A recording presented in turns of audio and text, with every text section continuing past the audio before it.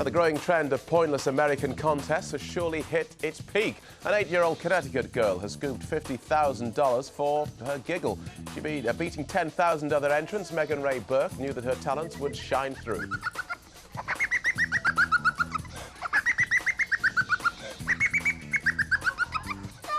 But just what kind of giggle is this?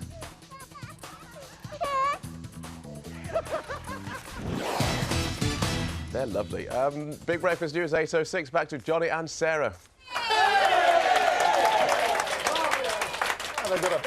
They've certainly got a future.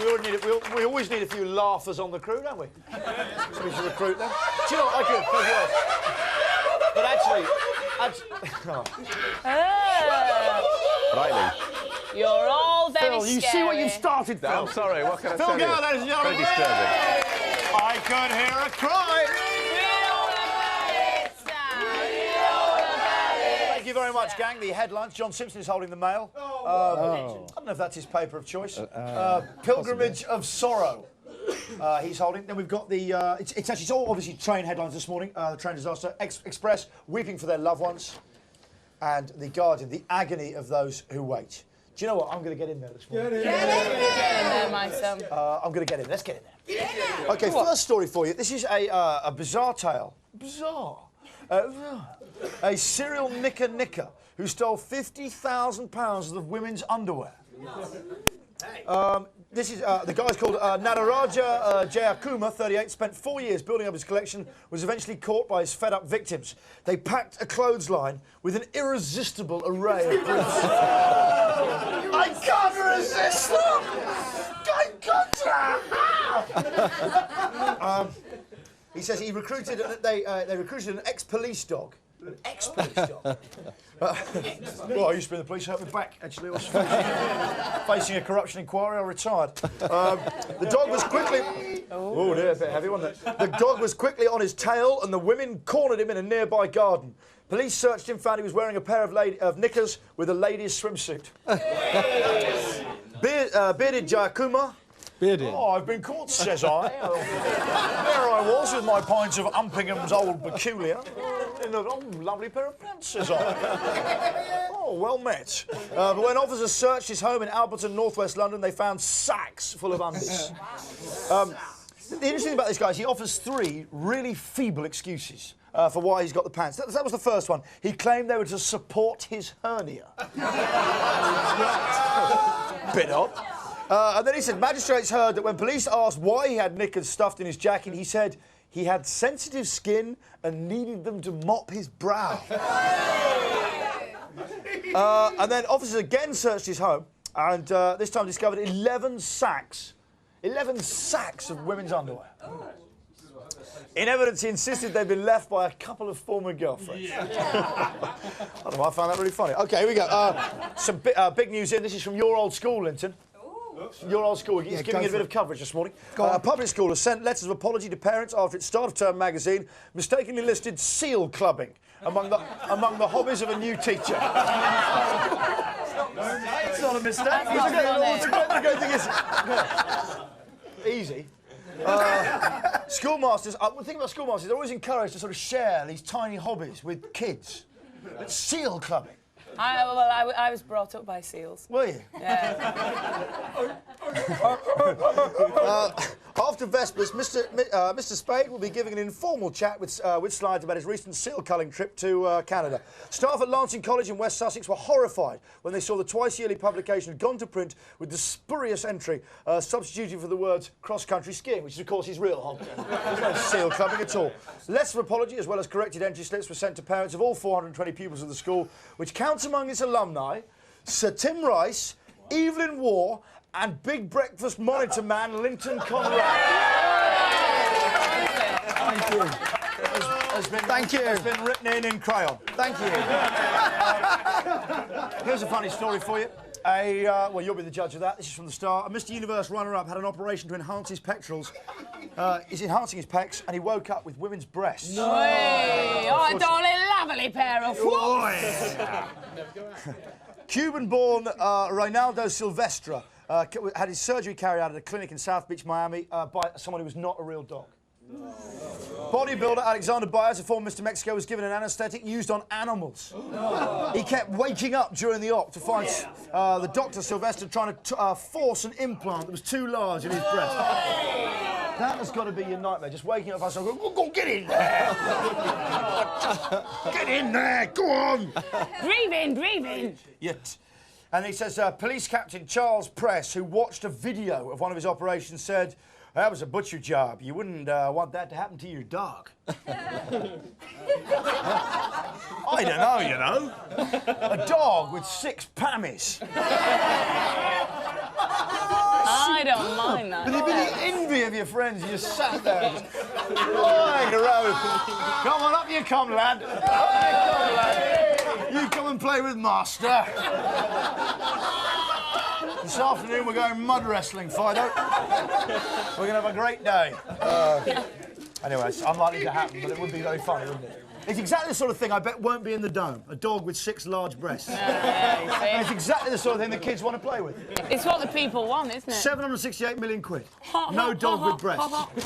Mockery of a sham. Do you know what? There's a lot of animal crime breaking out, I'm afraid to report. A lot of animal crime. Tommy the Tomcat has a big problem. He can't keep his paws on other people's property. For 3 years, Tommy's been slipping out through his cat flap, returning with booty, including designer clothes. Because he can read labels. Shoes, socks, knickers.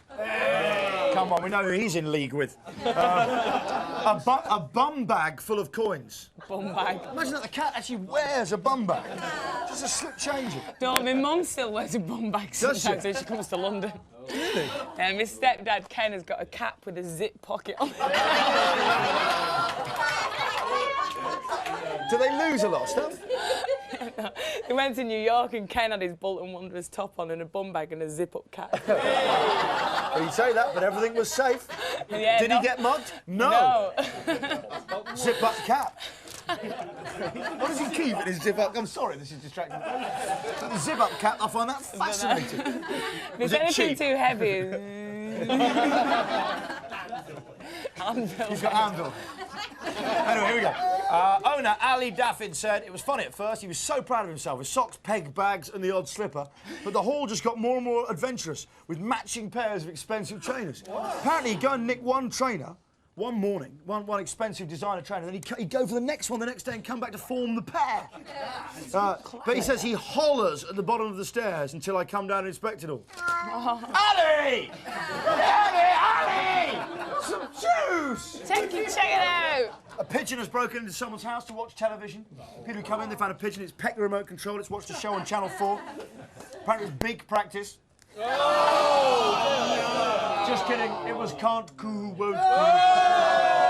No more pigeon jokes, that's a guarantee. This is typical Germans for you. Most people, yeah, when they climb a mountain, it's to have the exhilaration of getting to the top, isn't it? That exhilaration of conquering a mountain.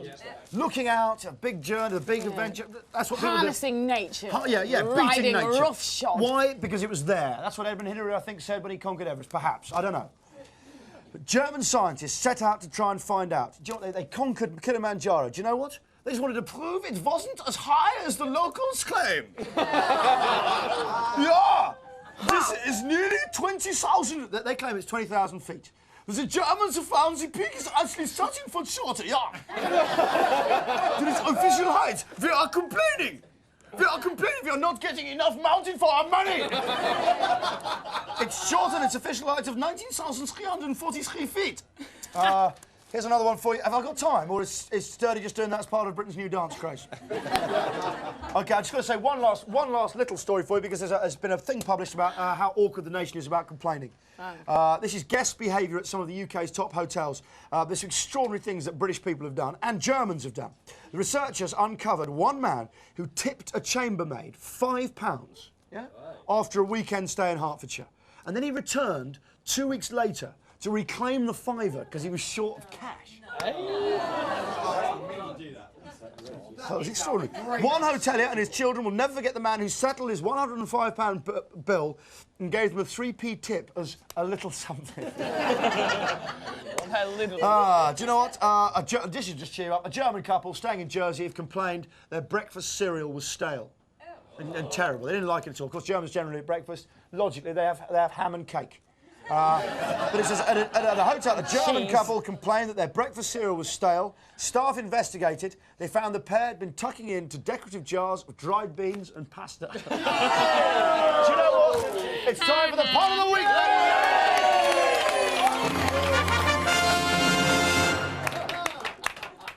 OK, Cockney Vic's waiting outside. Let's hope she doesn't arrive too soon. OK. This is from today's show. It's from today's Sun. Story, America's First Lady shows off a new hairstyle. Big event. Very big event. Pun says. Hillary Crimpton. Because she's a Crimpton. Oh, gasp in wonderment. It's amazing. It's brilliant. It's all right, isn't it? 2, from Monday's Sun. Story, Camelot holds a dinner party for all lottery winners. And apparently Dave went along as well, our film because he's virtually family. It just turns out Dave, the floor manager, remember we had that lottery-winning family on the show? Well, Dave, the floor manager, has been up there 5 times. No idea.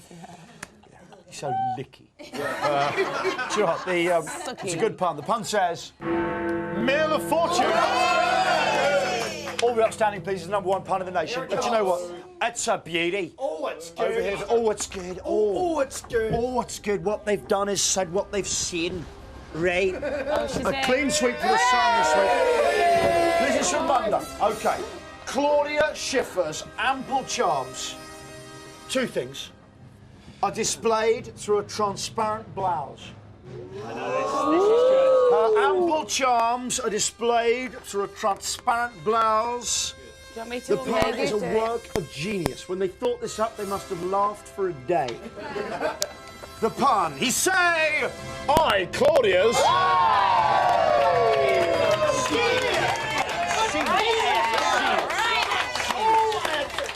Like a diamond bullet right through the forehead.